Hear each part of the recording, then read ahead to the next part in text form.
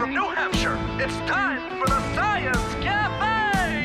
Learn about the latest technologic innovations today. And you don't have to pay. Expert panels with advanced degrees are sure to satisfy your curiosity. Did we mention it's free? And if you think you'll find a better time than this, then come on down and test your hypothesis. Cause you're gonna learn a lot if you wanna stay down at the Science Cafe. This month, the session is on NARCAN, which is a really interesting and important topic. It's part of the opioid crisis. It's part of the solution. Maybe it's part of the problem. I don't know. We'll find that out. But I saw an article that Lisa Vasquez here wrote in the paper, and I said, we need to do a session on NARCAN. So I called her up, and she was very kind and helpful in putting this panel together. So I'm going to let her introduce her colleagues, but I'll tell you that Lisa Vasquez is the Substance Misuse Prevention Coordinator for the city of Nashua, so she has a really important role in the opioid crisis. Is probably a lot of where she spends her days. You guys already know my name since he said it. So this is Irwin. He is from Revive Recovery, and he will give us a perspective of a person in long-term recovery. Amy Cloutier, I can't ever say your last name, is from Process Recovery, also a person in long-term recovery, working to help other people into recovery. And Roy Jack is a supervisor from AMR, American Medical Response. He is EMT, paramedic, and we'll talk about his experience administering naloxone.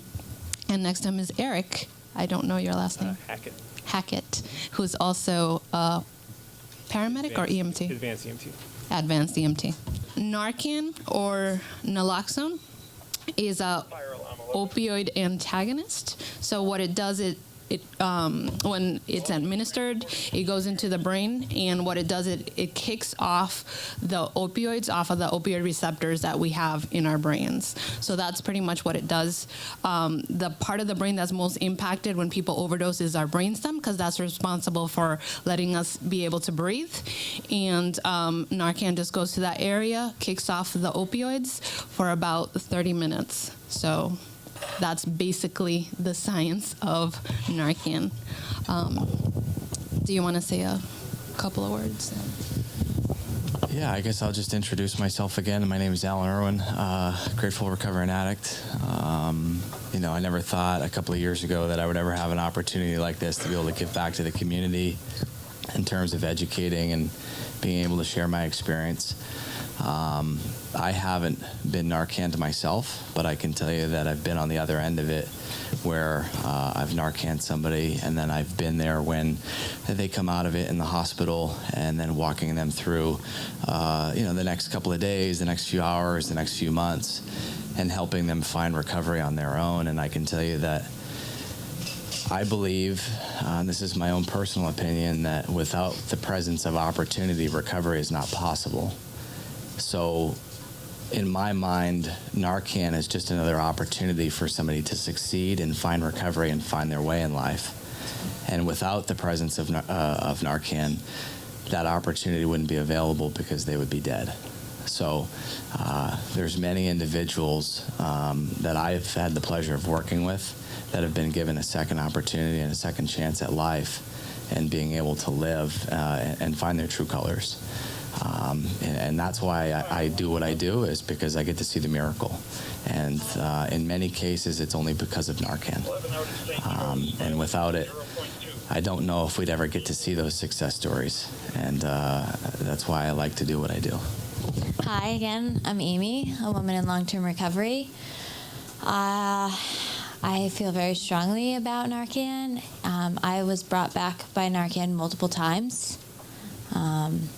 And I believe that I wouldn't have the life that I live today, to be a mother to my children, to be able to share my story to help people recover.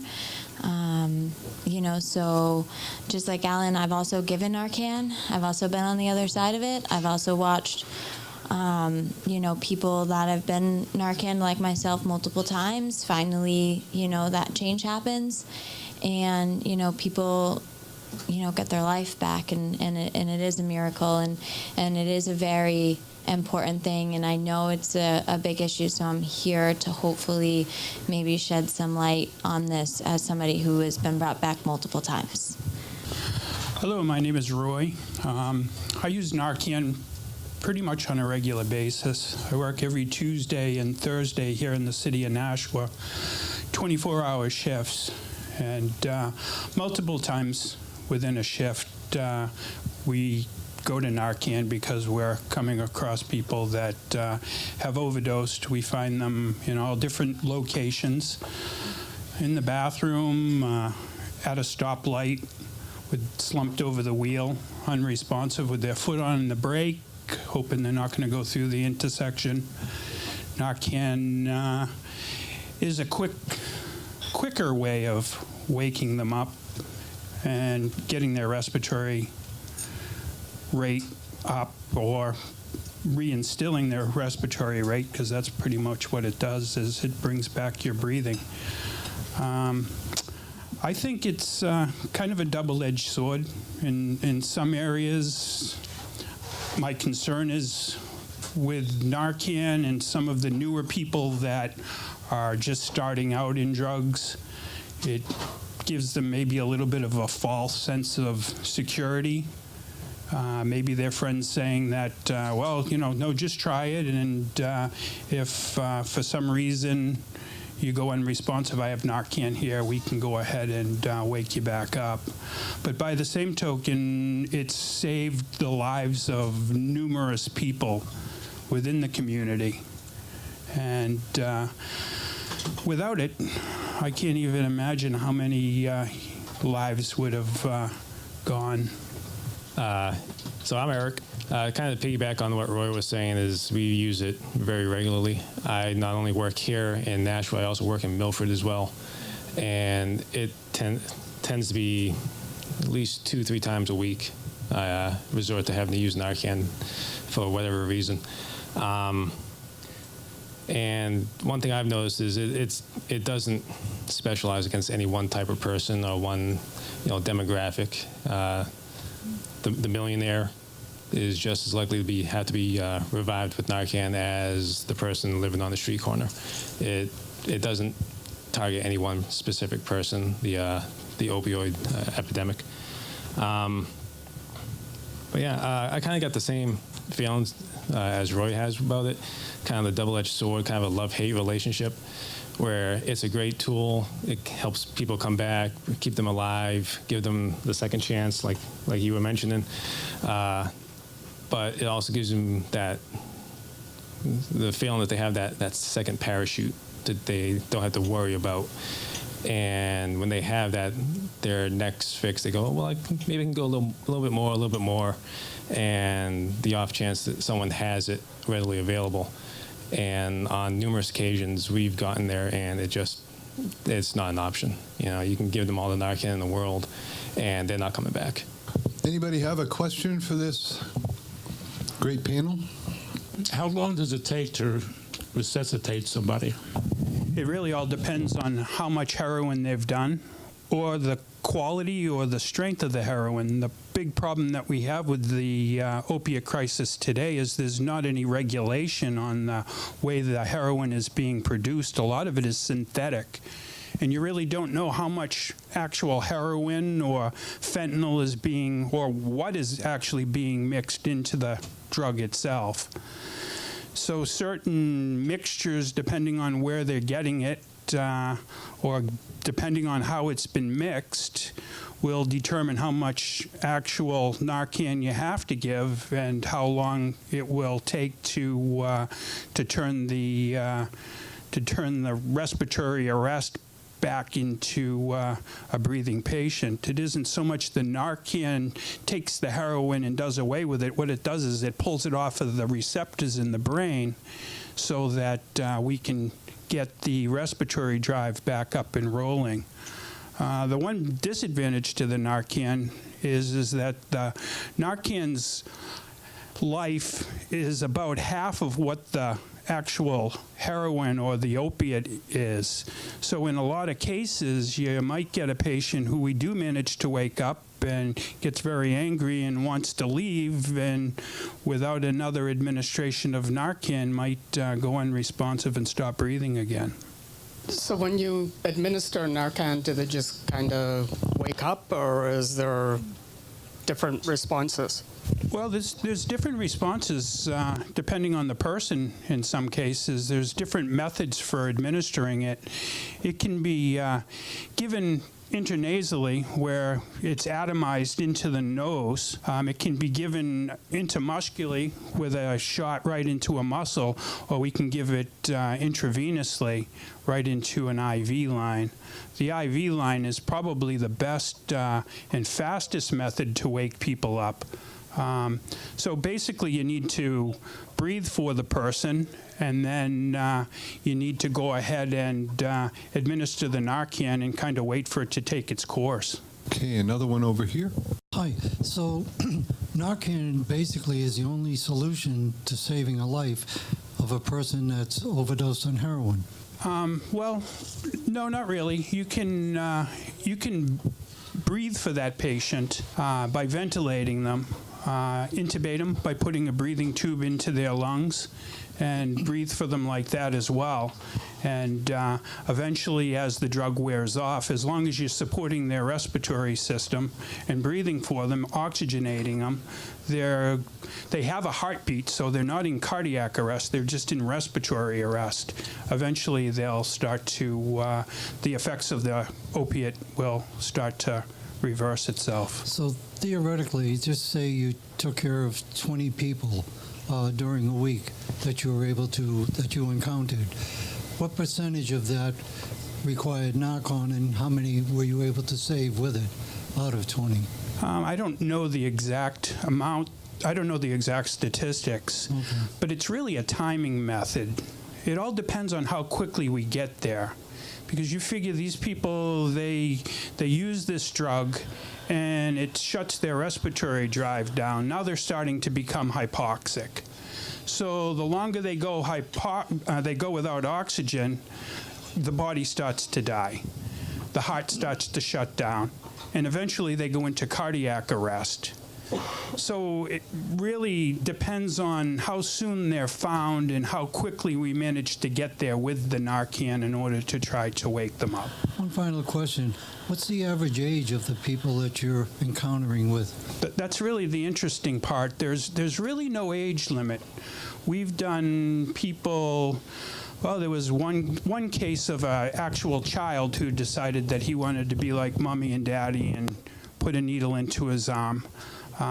Really with not any effects, but it scans. I've done people as up in their 70s, and we've done people in their early teens. There's really no geography that this drug is capturing. It doesn't discriminate against anybody. No, unfortunately, I'm just wondering how available is NARCAN to the general public.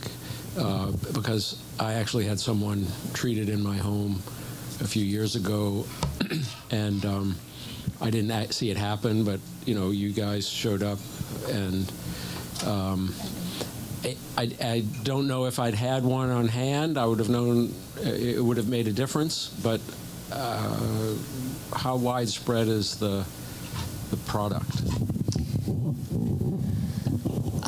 So through the state, there's an initiative to give NARCAN to high-risk populations. So we do have community events where trainings and dispensing happens. If you are interested, you can stay at the end, and we will go through the training, and I will be dispensing today. But you can go to the pharmacies. Right now, the law says that you can get it over the counter. Unfortunately, not all the pharmacies know that the law was passed. I think we did a scan a few months ago, and every pharmacy had a different answer. A lot of them didn't carry it, and the price varied, and some people asked for a prescription while others didn't. So right now, I think the only pharmacy that carries it nationwide is Walgreens, and the cost out of pocket is about $130 to $150 per kit. Which for a lot of people is not accessible, which is why, because we are per capita the second highest in overdose deaths or fatalities, the state is doing that distribution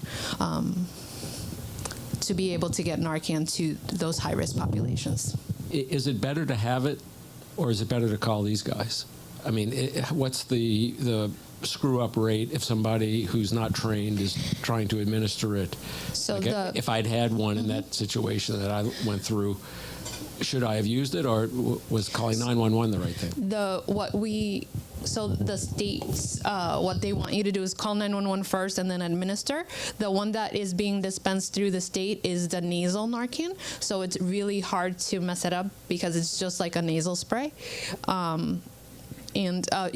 If you stay till the end, you could see all the steps. It's pretty easy. But what we would like in the state of New Hampshire, what we want people to do is call 911 first and then administer, because like Roy said, the half-life of that NARCAN is shorter than the half-life of that drug.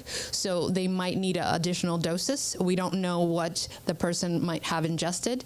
We don't know if it's heroin, fentanyl, or even carfentanil. So those all have different potencies and may need additional doses. And I'm curious what it's like to receive NARCAN. Amy, you want to comment on that? So my experience, I've been in recovery now for a little over 6 years. So when I was being brought back by NARCAN, it was a little different because it was just heroin. And now as a woman who has treatment centers and recovery homes to where we have test cups, urine test cups to test for the drugs in the houses and in the treatment centers.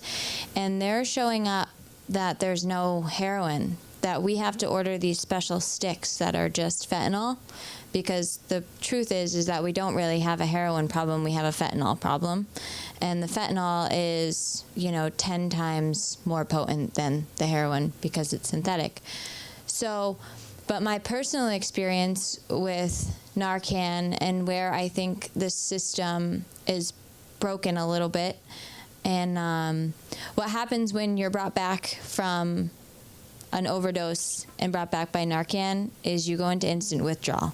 Because so now you don't feel good, because what happens when the opiate receptors come off of an opiate addict is that they get physically sick.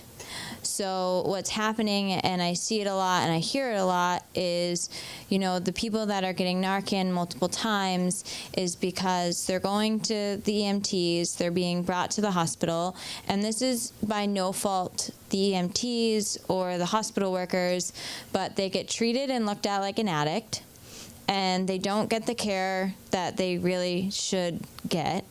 And me personally, a couple times I kind of pulled all the IVs and things out of my arms because I was angry, because I knew that New Hampshire has lack of resources. There is no place, so when all these people are overdosing, there's no place that they can go to get a proper medical detox, which they need, which is a 5 to 7 day medical stay to be medically detoxed off the drug. And what happens in an addict brain is that the drug becomes just as important as food and water. Like, we get put into survival mode. So it didn't matter that I had a baby. It didn't matter that my parents were there. None of that mattered. What mattered is that my mind convinced me that, like, the only thing that was going to make me feel better was that drug. So even though I just overdosed, I needed to go out to get the same drug because I knew that that was going to take that feeling away from me. So for me, and that was the only solution, because getting proper treatment in New Hampshire is a huge issue. There's no detox beds, there's no places for treatment if you don't have really good health insurance. The state-funded programs are always full, and there's a 4 to 8 week waiting list to even get a bed for an addict. So somebody like me who, my first time seeking treatment, I was 23 years old. I didn't have health insurance. My parents couldn't afford to send me to a place that was $12,000 to $30,000 for me to go to detox and treatment. So my only option was to continue to use, because I didn't know how to not use the drugs. So when I do that and I continue to use, and I continue to use the same drugs, then it becomes this shift where my only option is to die. That's how I felt. At 24, 25 years old, I thought that my only option and the only way out of this situation was to intentionally overdose, or hopefully that this next shot was going to kill me. So that is another reason why, and I know this because this is a story that I hear all the time, is why they wake up angry, is they're mad that they've been woken up because they want to die, because they're living in hell. And my story is, when I was 19 years old, I was prescribed Oxycontin from the doctor. They told my parents that it was a miracle drug and that I wasn't going to get addicted to it, and that because I got into a really bad car accident that this thing was going to fix me and like I would be able to get off of it, and like that wasn't the case at 19 years old. You know, and that's what it looks like right now. Like there's no place for them to go. I know, we get the phone calls. I sit with the people, and they sit at the center, and they have nowhere to go. We're making up lies so they can get into places in Massachusetts that have detox beds in their hospitals. Because if there was this avenue where they could go from EMT to the emergency room to stay in the hospital for 5 to 7 days to get physically off of the detox, off of the heroin, and then connected with, you know, a recovery coach, or, you know, with sober living or something where they could be supported into living sober, there's just a big gap in the system in New Hampshire. We have a huge lack of resources. So that's why we have such a big NARCAN. People are getting repeat offenders of NARCAN. It's a broken system right now. Alan, how does that description of being addicted sound to you?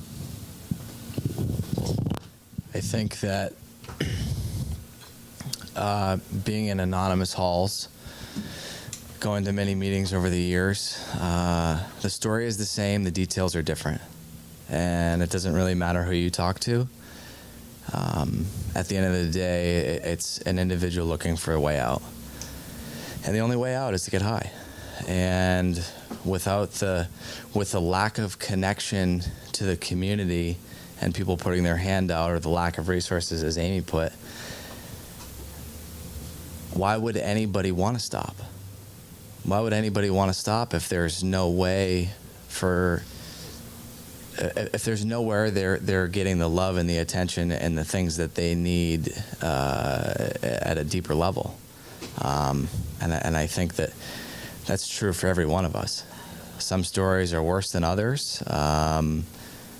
Some people have lost more. But at the end of the day, it really just comes down to lack of connection within the community. And the one thing that really bothers me is the way that individuals that are suffering are looked at. I can give you a story of recently when I went into the emergency room at 3 o'clock in the morning with my girlfriend who had an ear infection, and her eardrum had almost ruptured. 3 o'clock in the morning, we rolled out of bed and just threw on some comfy clothes, and my hair was a mess, and we looked kind of ratty. I'll admit it. We looked like bums. Okay. Went into the hospital, and the way that they treated us is if we were seeking drugs. And it really boiled my blood to be treated that way. I can understand the frustration. I can understand that the issues that these guys deal with on a daily basis. But if we don't stop talking about the problem and talk about the solution, nothing's going to change. The conversation needs to change. These things need to happen. The five of us, I mean, this stuff needs to happen on a regular basis. There's a lot of questions.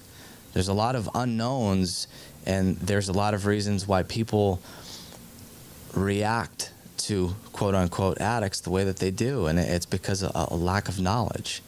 So it's our job as a community to educate one another. the story of addiction, again, it's the same. It's the same for everybody. The details are just different.